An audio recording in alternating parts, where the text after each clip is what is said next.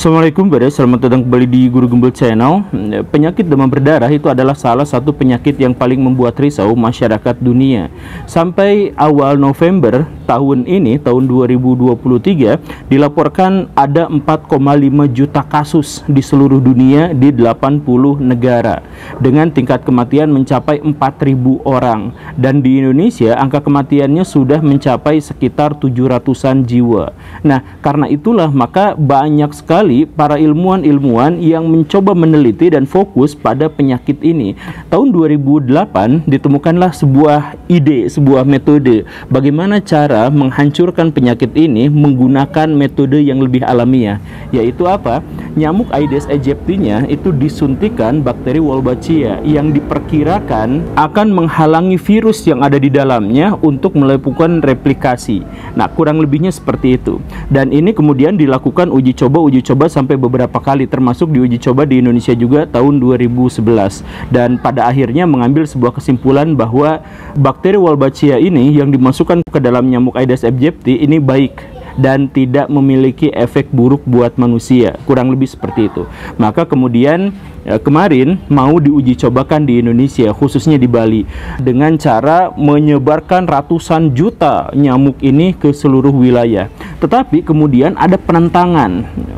Penentangannya sangat luar biasa, diantaranya ada dari beberapa profesor, dari mantan menteri kesehatan dan sebagainya yang menyebutkan bahwa Wolbachia itu berbahaya buat manusia. Bahkan penjelasan yang lebih lanjut menjelaskan bahwa ini adalah agenda elit global untuk depopulasi manusia, dimana kalau misalkan ada orang yang kena sama penyamuk yang dimaksud itu, maka misalkan dia akan terkena gangguan hormon, dia akan yang laki-laki akan menjadi ke perempuan-perempuanan, menghasilkan banyak sekali penyakit dan sebagainya. Dan pada akhirnya Wolbachia ini dianggap sebagai bagian dari konspirasi dunia untuk bisa memenangkan sekelompok kecil orang-orang di dunia. Nah, bagaimana ceritanya? Di episode ini kita akan jelaskan bagaimana pertentangan ilmiahnya dan konspirasinya. Soal kesimpulan mungkin kita akan bahas di lain episode. Semoga episode berikutnya. Simak videonya sampai tuntas, yuk kita mulai.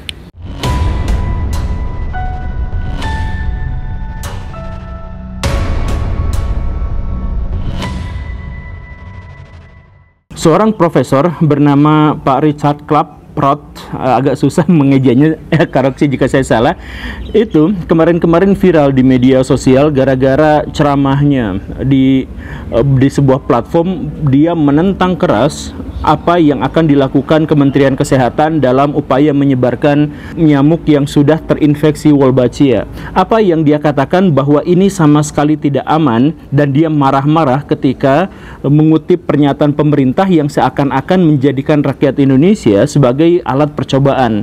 Kan kata Pak Profesor itu, Menteri jangan kayak gini dong, Dinas jangan kayak gini dong. Kemudian Dinas mengatakan, ya kita lihat aja Pak nanti hasilnya, semoga aja hasilnya bagus. Ini kan ditafsirkan sebagai eksperimen terhadap rakyat Indonesia.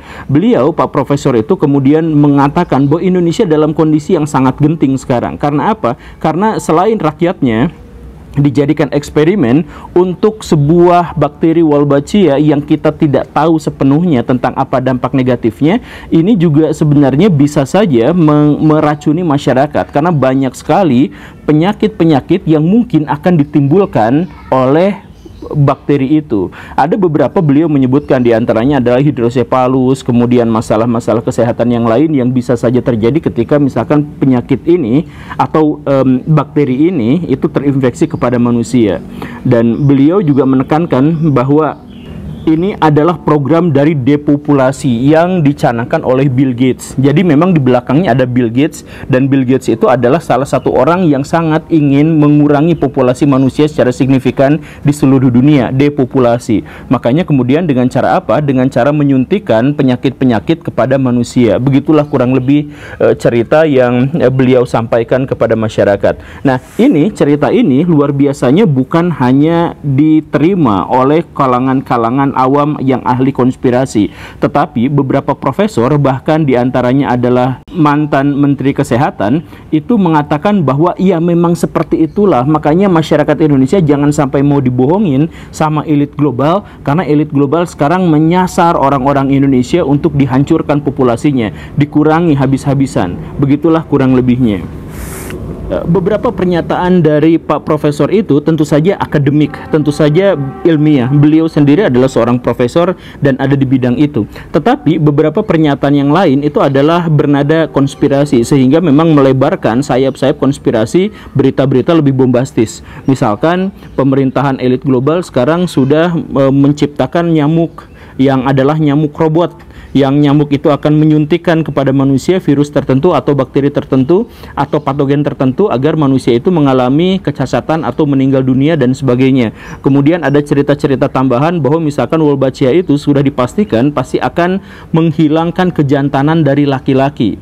Kan memang Wolbachia itu ketika masuk ke nyamuk, maka nyamuk Aedes aegypti yang dimaksud itu si jantannya tidak akan membuahi betinanya, atau kalaupun membuahi ternyata si telurnya itu sudah memiliki Wolbachia yang lain, dan atau si nyamuk-nyamuk itu tidak memiliki gairah untuk melakukan reproduksi dan sebagainya. Dan karena itu maka ketika diinfeksikan juga kepada manusia, maka manusia juga akan mengalami hal yang sama. Yang laki-laki tidak akan lagi suka pada perempuan dan dia akan menjadi lebih feminin gitu. Dan kenapa bisa seperti itu? Karena Bill Gates secara sengaja memang akan mendorong orang untuk menjadi LGBT. Begitu narasinya itu. Karena Bill Gates diklaim adalah bapak dari LGBT dunia gitu.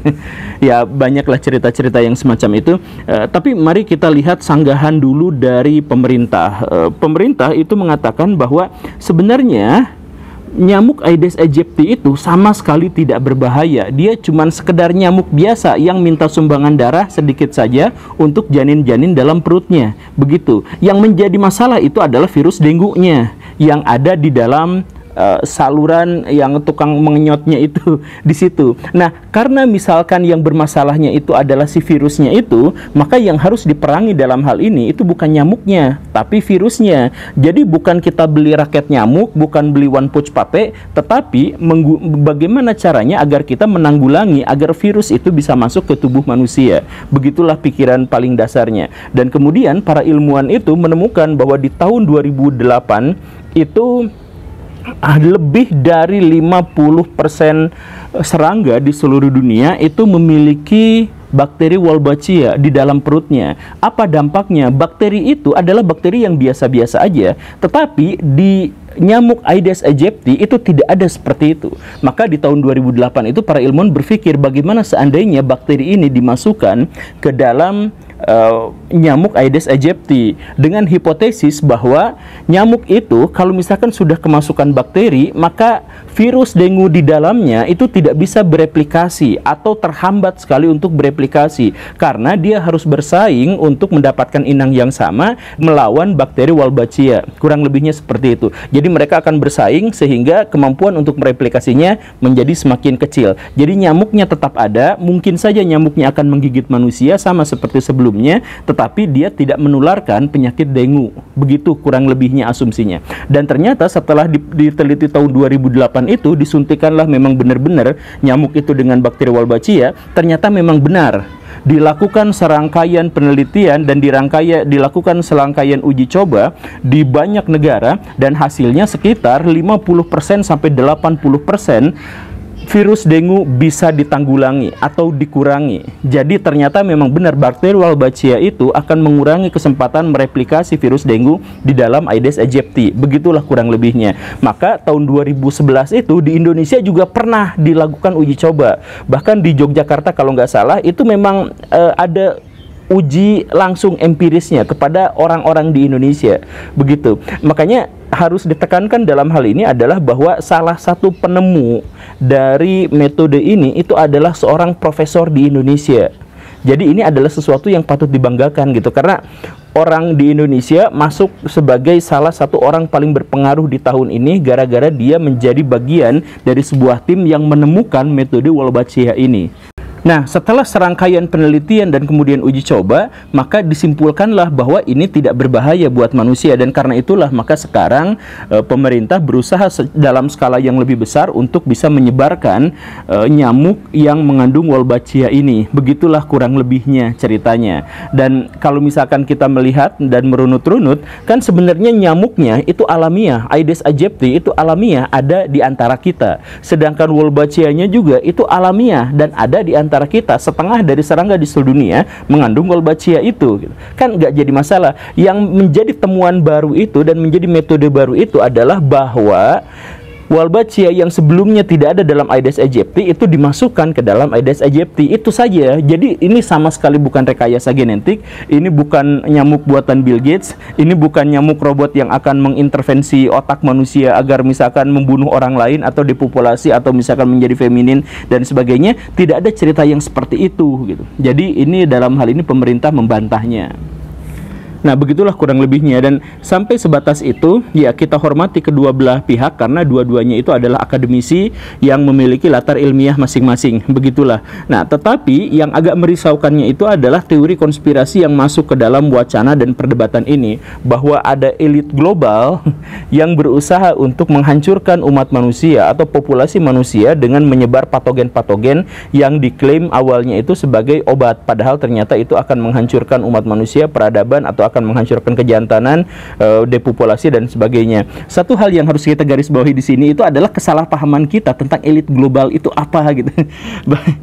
Istilah elit global ini di Indonesia dipopulerkan, bukan dimunculkan, dipopulerkan oleh Pak Bos Darling gitu ya, dan itu akhirnya juga digunakan oleh masyarakat Indonesia secara keseluruhan, sampai ketika saya mengatakan bahwa Pak Hotman dan Pak Deddy Kobisa itu adalah elit global, beliau marah-marah sama saya gitu.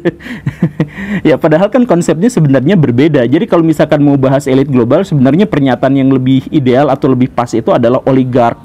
Pernyataan itu lebih ilmiah gitu, atau setidaknya yang sering kali dipopulerkan oleh Pak Mardigu. Pak Mardigu kan mengatakan globalis cabal gitu. Nah itu lebih masuk akal daripada istilah elit global yang sepenuhnya adalah sekelompok elit masyarakat yang ingin menghancurkan dan menguasai dunia dan yang jahat seperti itu. Ya gak seperti itu sebenarnya. Saya tuh adalah jahat, saya tuh adalah dajjal, dan saya akan menghancurkan dunia ini. Ya nggak gitu, seperti itu gitu ya. Itu klarifikasinya, dan mungkin di episode berikutnya kita akan bahas masalah itu. Cuman kalau misalkan kita berbicara tentang elit global dengan depopulasinya, Baraya tentu saja harus mengingat bahwa istilah depopulasi yang menghancurkan umat manusia sekian-sekian itu diperkenalkan dalam sebuah tugu yang sangat misterius yang di episode ini pernah kita bahas, yang namanya itu adalah Georgian Guidance Stone. Di situ dari 8 bahasa itu ada satu pesan, diantaranya adalah jangan sampai membuat bumi ini dihuni lebih dari 500 juta manusia. Nah, makanya sekarang ketika faktanya bahwa bumi ini dihuni lebih dari 8 miliar manusia, maka ini menjadi ancaman menurut tugu itu. Katanya kan dalam tugu itu tuh idealnya manusia tuh cuma 500 juta. Ini kenapa sampai 8 miliar gitu. Dan akhirnya ini memicu pernyataan-pernyataan dari para ilmuwan bahwa apa? Bahwa masalah utama, masalah iklim, masalah perubahan lingkungan yang drastis dan dramatis di dunia saat ini itu gara-gara populasi manusia yang terlalu besar. Jadi populasi manusia yang terlalu besar yang tidak lagi bisa ditanggung oleh bumi itu bukan pernyataan dari elit global, tetapi itu adalah pernyataan konsensus dari para ilmuwan bahwa masalah sekarang itu, mau itu krisis energi, mau krisis lingkungan, mau pemanasan global dan sebagainya, itu karena manusia terlalu banyak jumlahnya dan memakan energi terlalu banyak dan mengubah alam terlalu banyak sehingga manusia menjadi agen perusak. Kan para ilmuwan sekarang itu mengeluarkan sebuah pernyataan bahwa sekarang ada di zaman kepunahan massal ke-6, atau kepunahan massal ke-6 itu disebut secara literal itu sebagai Anthropocene extinction gitu. Jadi antropo itu jadi kepunahan massal yang disebabkan oleh manusia dan datanya jelas. Misalkan sejak kemunculan manusia modern itu, setengah atau lebih dari populasi makhluk hidup di seluruh bumi itu habis gara-gara kemunculan manusia. Ditambah lagi dengan revolusi industri dan sebagainya yang menyebabkan hanya 3% saja lahan alamiah yang sekarang ada di bumi. Sisanya itu adalah lahan buatan gitu.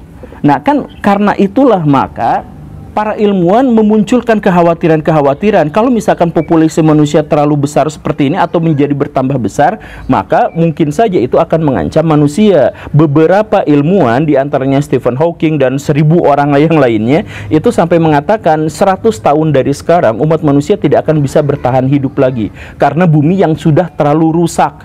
bahwa sekarang misalkan yang pernah dibahas juga di episode sebelumnya, bahwa Bandung yang seharusnya 27 derajat sekarang 35 derajat itu adalah fakta dari pemanasan global dan akan terus-terusan menjadi semakin panas, dan ini akan merubah iklim, dan ini akan mengganggu pertanian, dan akhirnya apa? Ketika manusia semakin lama semakin banyak, lahan pertanian semakin tidak bisa menampung kebutuhan manusia, dan itulah yang kemudian menyebabkan manusia akan berperang satu sama lain apa dan sebagainya, yang ujung-ujungnya tetap kita tidak akan bisa bertahan sampai 100 tahun ke depan gitu. Itu pernyataan para ilmuwan, bukan elit global. Adapun mungkin kalaupun ada yang disebut sebagai elit global, mereka yang jadi kompor-kompornya, mereka yang misalkan memanfaatkan isu-isu ini untuk bikin film. Baraya sadar nggak bahwa film-film zaman sekarang itu penuh dengan cerita-cerita pemusnahan massal umat manusia. Misalkan Thanos. Banyak di antara orang-orang di seluruh dunia yang setuju dengan Thanos bahwa makhluk hidup di seluruh dunia tuh harus dihilangkan sebagiannya gitu. Karena sekarang kita tuh sekarat gitu. Jadi si Thanos berusaha bukan untuk kepentingannya sendiri, tetapi untuk kepentingan seluruh makhluk hidup, bahwa makhluk hidup harus dihilangkan setengahnya untuk bisa mencapai keseimbangan antara sumber daya dengan makhluknya. Kan begitu. Dan bukan hanya itu, seluruh film zombie itu menceritakan tentang pengandaian seandainya manusia sebagian besarnya punah gara-gara penyakit tertentu, kemudian ada sedikit manusia yang bertahan hidup dan mereka membangun kembali peradaban. Semua film zombie endingnya sedikit manusia bertahan hidup untuk membangun keberlangsungan kehidupan. Atau misalkan film-film, ya banyaklah film-film yang seperti itu gitu. Ada pokoknya mah film yang dimana makhluk hidup itu atau manusia itu akan hancur dan sedikit orang yang bisa bertahan hidup, kan banyak seperti itu. Itu adalah kekhawatiran global dari pernyataan-pernyataan ilmuwan yang secara saintifik berhasil menjelaskan kausalitasnya, bahwa kerusakan lingkungan yang parah ini gara-gara populasi manusia yang terlalu besar. Maka kemudian buntutnya itu jangan-jangan kita harus melakukan depopulasi gitu. Jadi pengurangan populasi makhluk hidup gitu. Dan inilah yang akhirnya dituduhkan pada Bill Gates, di mana Bill Gates itu adalah orang yang akan melakukan depopulasi, dan diantaranya adalah dengan menyebar nyamuk Wolbachia ini dan sebagainya, dan akhirnya kita menjadi ketakutan dengan hal-hal yang semacam ini gitu. Ya, tapi perdebatan soal apakah manusia itu memang layak untuk dimusnahkan seperti ala Thanos bagiannya gitu ya dan sebagainya, mungkin kapan-kapan akan kita bahas. Sekarang sekian aja dulu. Yang jelas bersikaplah, tetapi jangan dulu ngambil tindakan sebelum Baraya benar-benar paham. Terima kasih karena sudah menyimak. Saya Guru Gembul. Assalamualaikum warahmatullahi wabarakatuh.